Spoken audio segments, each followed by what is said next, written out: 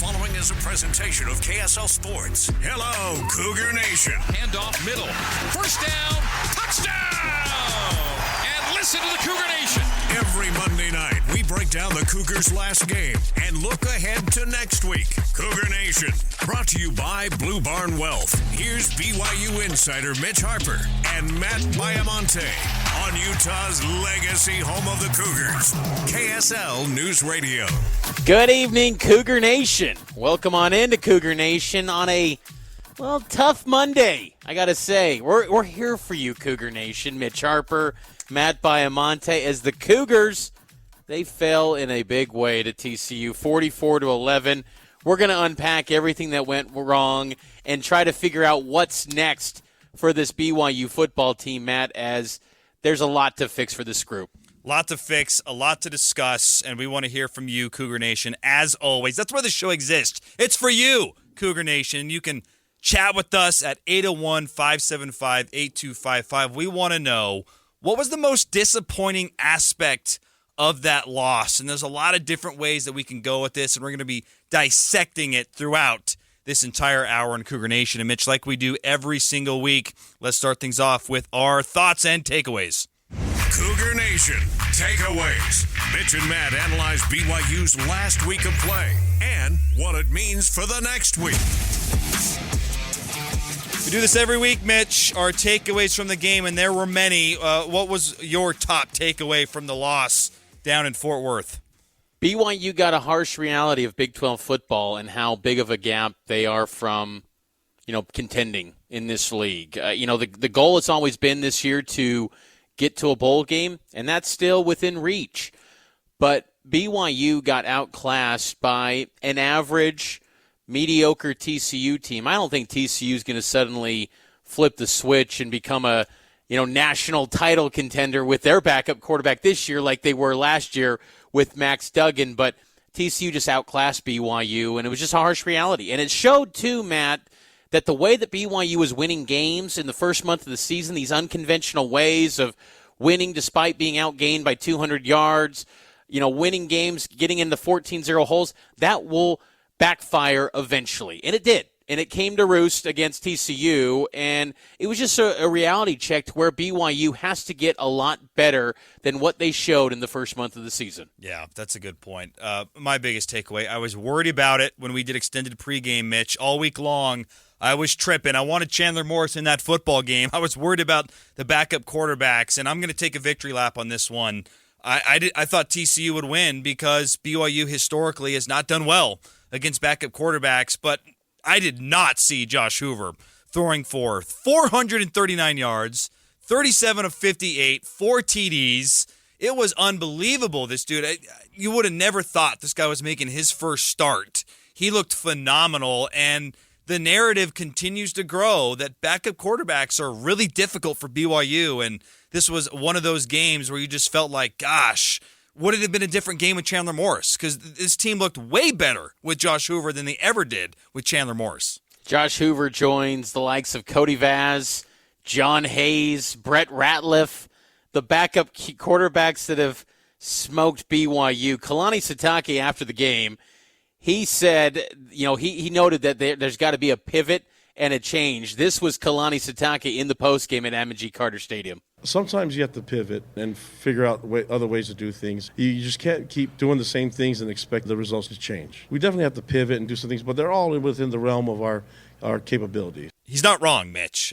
Things need to change, and look, there's a lot of different ways they can go. Another game where the running game was, it was mildly improved, but it's still sub 100 yards. You wonder if there's an offensive shift. And there were changes, too. Like the offensive line changed, and it didn't yield that great of results. So things need to change. They need to find success some way or another, but it's hard to wonder where you turn to next. One of the things that they do need to improve on, another one of our takeaways, Matt, is the defensive line created zero pressure. Now, I know Josh Hoover in that up-tempo attack with Kendall Briles as the offensive coordinator, he was getting that thing off quick. So it's hard to get a sack when a quarterback is slinging it as fast as Josh Hoover did, but there was no threat. When you allow a redshirt freshman, I don't care who it is, if they have all the time in the world to operate, they're going to put up numbers. And that defense looked a lot like the defense we saw last year or the last 2 years. That's frustrating for BYU because that lack of pass rush or any sort of havoc plays was discouraging. Hey, Cougar Nation is for you, Cougar Nation, the fans. And we've already got the phone lines blowing up. We got to get out to Grant from Payson. He wants to know about this loss and his thoughts. Grant, what's your takeaway from this loss? Hey, guys. Thanks for taking my call. I'm not going to be like, I don't know who else is going to call or have some hot takes. I'm not calling for anyone's job. Obviously, it was a dose of reality, like you said, about being in the Big 12. But I'm just curious what your guys' take on a complete coaching loss I felt this was. I felt like we've seen a little bit, Jay Hill is coming into this as, first-time defensive coordinator in the Power 5. I'm not going to be upset at him for not knowing that Josh Hoover is him and played really well. But the adjusting to, Josh Hoover just airing it out was suspect. I know he got injuries, so I'm not really that upset about Jay Hill, but it is something to consider that his defense that we've been really excited about got completely roasted. A-Rod, I think from that first drive, you could just see the game plan that they had installed. I mean, I felt good about the first 7-yard run we had, and then after that, everything else after was just not working. And then for Kalani, I do love Kalani. I love him so much. Just really hard after a bye week that your team comes out and looks that unprepared for what they're – it's one thing to be like, yeah, that's the team I saw go to the national championship last year, but it felt like this team was shocked at how much more athletic every single Horned-Frogged player was than them, and just didn't ever get back into the game after the first 5 minutes when we were down 14-0, which was obviously counter to what we've seen this team be able to do against Arkansas. And even when they came back against Kansas and still made it a game after the setbacks there. So I just wonder what you guys think about. That was my take, was it was a complete coaching loss, not really going to bang on any players or anything because I know we've got injuries, but just complete coaching loss to not even be competitive in this game when we had so much in our favor the bye week, them coming off 2 hard games. And, yeah, I just wonder what you guys' takeaway is on that and how we bounce back this week. Grant, thanks for the call. I think you're right. You're pointing the blame in the right direction. It has to go to the coaches. Kalani Sitake leading this team. There's always head-scratching performances under Kalani. Every year there's a game or two where you go, what happened? Did they show up? That's got to end. And it happens far too often because it is the type of performance that everyone loves Kalani. Everyone does. There's no one that dislikes Kalani, but it's the type of performance that they stack up on top of each other. It then they're fireable offenses when they get stacked up as many times as they do, and it's going to heat up a seat. And Jay Hill, I think that they misread this offense because Jay Hill said the offense isn't going to change much for TCU. And what that meant with Chandler Morris, that was a running attack with Chandler Morris. With Josh Hoover, it was all pass all day. I think they misread their hand, and I think they were expecting a lot more run, and that's a point to blame on Jay Hill. And I thought the offense, where do you begin? It's all across the board. That was a systematic failure from the offense. What do you think, Matt? The offense, to me, is the group to blame the most. I thought about this on the drive down. You hear this a lot in football. It's a team game. It's all 3 phases. Well, when one phase out of the other 3 are a lot worse, it's going to affect the other 2. And the fact that they have not been able to move the football for 6 of the last 8 quarters, because the Cincinnati game was just as nasty as this until that last drive before halftime that sparked the offense. But by and large, this offense has been bad all season long. Their statistical rankings are putrid. And it's leaking into the defense. It's affecting third down defense. It's affecting morale. And look, the coaches deserve a lot of the blame. I totally agree with Grant. But so do the players. Or we can't absolve the players. To give up 12 of 19 on third down, that's over 60%, Mitch. Over 60%. There were multiple third and longs. On the first drive alone, they convert their first third down. It gets wiped away by a penalty. It goes further backwards, and they just march down the field. There's only so much a coach can do to put you in the right position. If you can't get off the field on third and long, to me, that's not a coaching thing. That's a defense thing, and it's all phases of the game right now. Special teams is probably the best phase of the team right now, and that's just not going to win enough Big 12 football games. Let's get another call, Mitch. Todd from West Valley. He wants to chime in on the running game. Todd, what do you got for us about the offensive line, the running backs? It all starts in the trenches.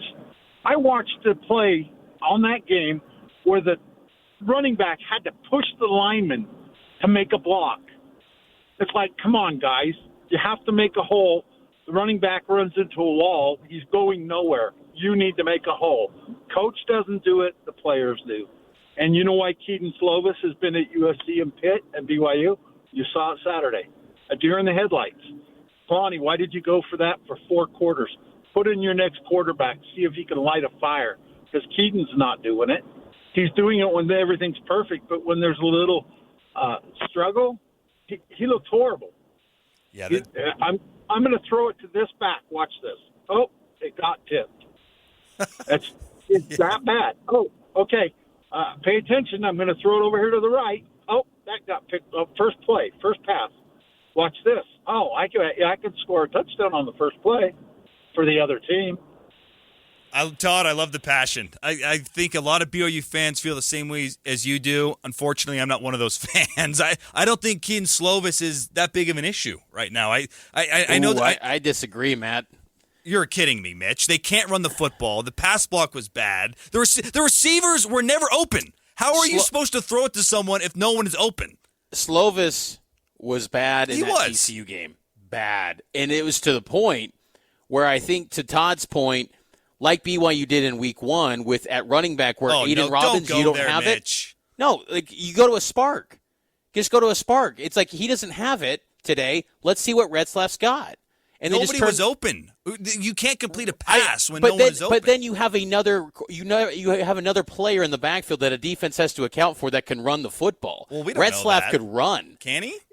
I think he could run. We've seen him improvise in spring ball and in practices. Look, Retzlaff wouldn't have given BYU the win. But I think you just say, you know what? Slovis don't have it today.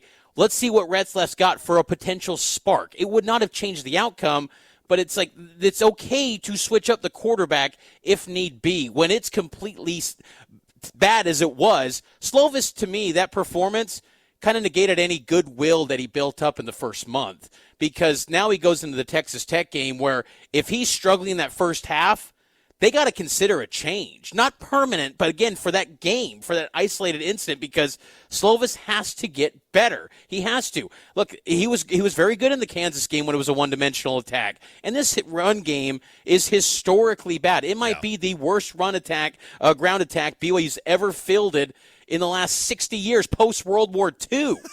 And that's going back a ways. But at the same time, Slovis compounded the issue where he had, some of the throws he was making, Matt, there was no opportunity. He was just completely throwing it out of bounds, and there was as many completions that felt like to the stands as it was to players. So Slovis did a nice job in the first month, and I'm willing to give him a little bit of leniency. But man, that was a bad performance, Matt, and he's got to shoulder a little bit of blame too. Cougar Nation, always brought to you by Blue Barn Wealth, fee-only fiduciaries who help you live within your meaning. BlueBarnWealth.com. Cougar Nation. A 75-yard touchdown run down the far sideline. Every Monday at 6 on KSL News Radio. Welcome back into Cougar Nation. It's brought to you by Blue Barn Wealth, fee-only fiduciaries who help you live within your meaning. BlueBarnWealth.com. And we'll get back to breaking down this BYU and TCU game momentarily, but right now there's been some exciting stuff happening in the state, and we're joined by Derek Mattson and Sean Moody and Sly Sylvester to talk about a lot of really cool things that are happening in the state with this Utah FTW 360 app. Let's just start here, Derek. Okay. What is this app, and how is it going to benefit sports fans here in the state? Basically, it's a video streaming app that has been built for the University of Utah fans for all their athletics. Right now, we are featuring all kinds of content related to the football team. We have player profiles. We have highlights from Pac-12. We have KSL content. anything. It's kind of a hub for all University of Athletics, starting with football, and that's why I have Sly here. He's helping us with football. On my right, I have Sean Mooney, who's a former U of U basketball player, and that's because we are going to add other team sports. We'll go to men's and women's basketball next, gymnastics, and we'll go from there. But basically, if you're a Utah fan, it's the app you want to have to cover anything related to athletics. Utah FTW 360, is it only going to be Utah in the foreseeable future? Right now, the app was built primarily for Utah, but we have plans to expand it to other universities, and I think you may see it somewhere else. That's exciting. That's very exciting. Sean, what excites you? Look, you played here in the state. I did. Yeah, no, Matt, I think telling the athlete's story, in particular, telling a story from an inside perspective, learning more about the athletes and about the coaching staff and what makes them tick and how it works. Appreciate you guys being in studio here with us. And I'm curious, what role does this have in maybe enriching the student athletes with this world of NIL? What role does this play in that space, too? I'm glad you brought that up because that's the whole reason we exist. We are basically, we created the app for the Crimson Collective, which is designed to help players build their name, image, and likeness. There are collectives being created all over the country with each university. And at BYU, you have the Royal Blue Collective, which I'm sure you're familiar with. And their whole mission is to help the players build their name, image, and likeness and benefit from their participation in sports. And so that's really what the app was created for. All the proceeds from the app go back to the collectives to give to the athletes. And it's really to help the school, in case of Utah, recruit better athletes and create more awareness for the students. How big of a difference would this have made, Sean, back in your playing days as a player? Yeah, it's a great question. I mean, it is hard, Sly, not to think about these things. We're both former athletes. I'm a little older than you. Let's not talk about how old. When we may have one of those stories we talked about earlier, Matt. But yeah, it would have made a big difference. I mean, there were so many things that athletes in my time couldn't afford to do. Going home to a funeral, loved one's funeral, something as simple as that. Sly, maybe piggyback off of that. Yeah, I mean, for me, it's huge. Ever since this got started, I started to think of all the stories and all the times that I could have used, extra finances, right? From me, I had to carpool. I double majored in college in economics and mass communications. And so I was busy all the time. Coach Witt thought I was crazy.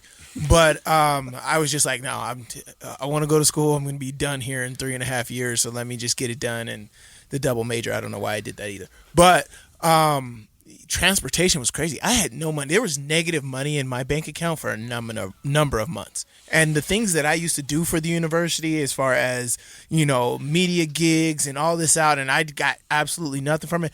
I know other players, because they were married and they had kids and they got other checks, I got $550 to last me the 30 days. That's gas, that's groceries, that's all my bills. Cost of living was a little cheaper than it is now. But it was difficult, to go to school or go to workouts at 6 a.m., then have class from 8 a.m. to 12, and then be back at the facility to have meetings starting at 1 o'clock. So you have to get your meal in between 12 and 1, eat, and you're not eating in the meeting rooms. And then you're in meetings until 3 o'clock and then practice from 3 to 5:30, 6. And then you got study hall after that. I didn't get home till 10. And then you got to do it all again the next day. And I got no money for all of that. And so, these things just help. As Sean said, being able to go home, I didn't even get to go home to Vegas that much because I didn't have money to drive to Vegas.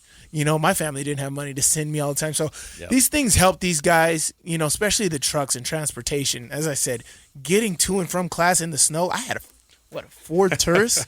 Had a Ford Taurus, the old cop cars back in the day. They weren't making it up the hills going up to the U, when the snow hit. I'm from Vegas. We don't get no snow down there. And so that was just, I was with Mikey Matthews, when we gave the trucks away. And he's like, man, my Subaru wasn't going to make it.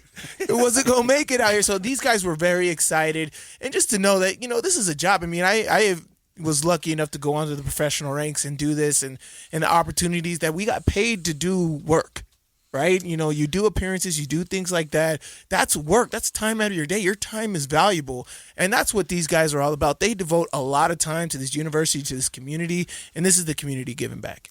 It's the Utah FTW 360 app. You can get it on the App Store, Google Play Store. Derek, Sean, Sly, we appreciate you hopping in studio. Again, it's Utah FTW 360. Get it wherever you get your apps. Appreciate you guys. All right, we'll take the break here. News, traffic, and weather coming your way, and we'll get back to BYU and TCU breakdown after this. The following is a presentation of KSL Sports. Hello, Cougar Nation. Handoff middle. First down. Touchdown. And listen to the Cougar Nation. down the Cougars' last game and look ahead to next week. Cougar Nation, brought to you by Blue Barn Wealth. Here's BYU insider Mitch Harper and Matt Baiamonte on Utah's legacy home of the Cougars, KSL News Radio. Cougar Nation rolls on. If you ever miss any part of the program, you can subscribe to our podcast, Cougar Nation, on all major podcasting platforms, Apple, Google Play, Spotify, and the KSL Sports app. So go check that out. And keep the calls coming. We got plenty of time left in the show to get your thoughts on the TCU BYU game. 801-575-8255 talk. But right now, let's keep breaking that down with things that are improving, Mitch, and things that aren't. Cougar Nation, trending. What's trending up and what's trending down this football season? I'll start things off, Mitch. And look, Mitch, maybe before we get to this quickly, Kansas City, is it treating you well? You're there for Big 12 Media Days, right? It is treating me well. I'm just down the street from the T-Mobile Center getting ready for Big 12 Basketball Media Days the next 2 days. Women tomorrow. Brett Yormark's going to talk tomorrow, and then the men on Wednesday. I'm very curious to hear what Yormark has to say. If, expansion, maybe Gonzaga is on the mind tomorrow for Brett Yormark. So no shortage of storylines. And, hey, BYU men, there's a little bit of buzz about them. Ken Palm's got them as the 8th best team in the Big 12. So maybe there could be a little bit of a surprise for BYU. But low expectations still, generally speaking, and they'll go out and try to prove their worth in year one of the Big 12. So it should be a lot of fun here in KC. I'll start things off. Something that's trending up for me. There was a lot of bad in that TCU game. You get blown out on the road after a bye. Not good. I did think there were a couple of silver linings, and one of those for me, I liked the special teams as a whole. I thought that the special teams, besides the one punt that got deflected, that wasn't ideal, but you make a 46-yard field goal, and it looked good. It looked like it could have went from 50. There were multiple good kick returns.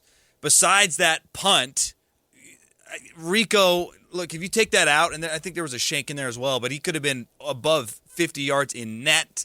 Look, I just thought the special teams have been really solid this year, and it was I like making a 46-yard field goal, Mitch. I feel like from 50 and in, you run fair and out there and see what happens. So special teams to me has been good. I thought that they played well against TCU. I struggled to find any sort of trending up from this game. So here's what I'm going to go with, Matt. The missionaries from the Church of Jesus Christ of Latter-day Saints mission in DFW. Those missionaries, brothers and sisters, stayed till the bitter end for that game. So I'm saying they're trending up. You are really down on this team after that loss. Look, I think that BYU will be okay. I think they'll get to a bowl game. And look, there's some things I could point to. They're kind of obscure. Like Cialiacero it was a moment. Him getting an interception. I think he's going to be a good linebacker for BYU. I think that I think the safeties, even though they had to go dig in deep, I think they've played well. But I just think that I struggle to point to any sort of highlight moments or really things that I feel like are trending up, because I felt like they just were asleep at the wheel of the team. And I felt like they were there was a lackluster performance from all phases, coaching, players, everywhere you look. And there were just so many issues with that game where you go, I don't know what was positive from it. It's just one of those games where you say, throw away this film and never let it see the light of day again.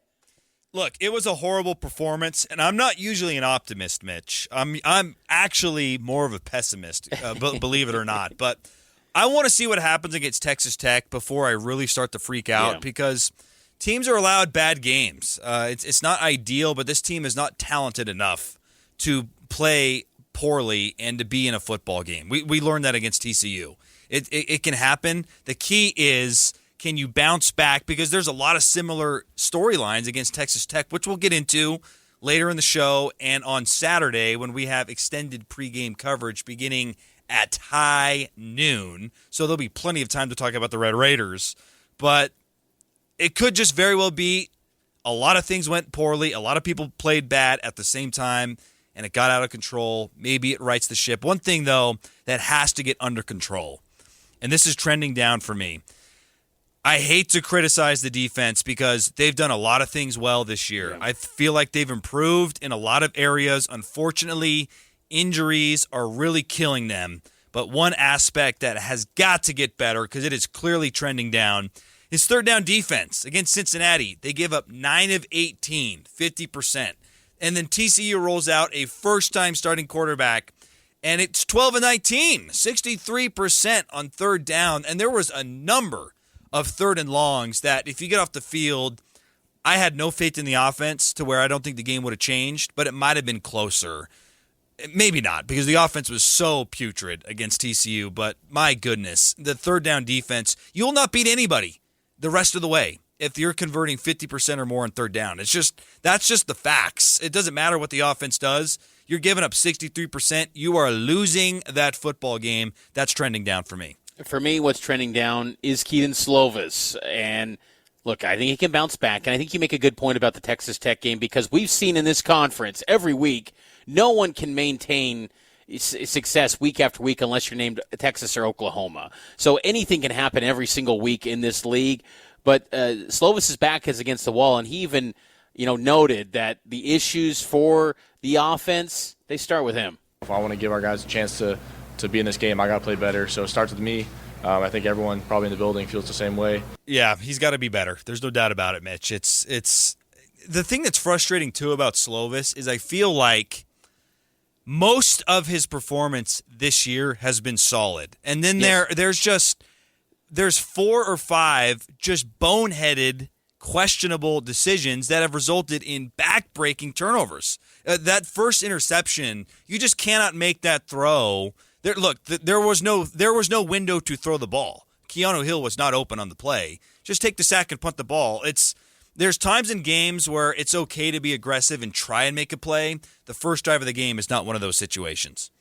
That I agree with. And I think that, he's definitely got the right mindset, and I think he's going to be better for this because he's faced a lot of adversity in his college football career. And look, credit to Slovis for the amount of hits he's taken and bounced back up. He's taken so many hits the last few weeks, and he just keeps getting up. He had that fumble where it looked like his shoulder got a little bit tweaked. He says he's okay, and he played the rest of the game, but something to monitor there. I mean, he's been someone that has taken a lot of shots and still found a way to get back up. So he's a tough dude. I just think that now he's got to step up in a big way, because if BYU wants to get to a bowl game, he's got to come up big for BYU. I also was a little bit disappointed in Ryan Rico. Just an uncharacteristic performance for him, and he's so good, and it's hard to get nitpicky with him, but that was just so alarming when he's not on. It was like, man, this whole day is just struggling for BYU. Yeah, it was not. I mean, he still had a good total net average, though. He was like mid-40s. It's better than what the team wants. So hey, if your punter is struggling and you don't have any blocked punts for a touchdown, I guess maybe that's a silver lining, Mitch. I don't know, but that's what we're trying to talk ourselves into here. Let's take a break, Mitch. On the other side, we'll wrap up the show. We'll continue to take your calls, 801-575-8255, and maybe we'll get some quick thoughts on that upcoming Texas Tech game. Back with more Cougar Nation right after this. Cougar Nation. The Cougars picked it up, and in overtime they won it. Every Monday at 6 on KSL News Radio. Cougar Nation, you're angry. We're angry. I know Mitch and we do not go back and forth at each other quite like we did in that first segment, that was a lot of fun. Disagreeing about Slovis. Your last chance to chime in on the loss is right now, 801-575-8255. What was the most disappointing aspect of the game? We'd love to hear from you. And let's also do this, too. And Cougar fans are welcome to chime in. What changes do you want to see against Texas Tech? Because there's got to be changes made. Let's start with you, Mitch, while we wait for Cougar Nation to call in.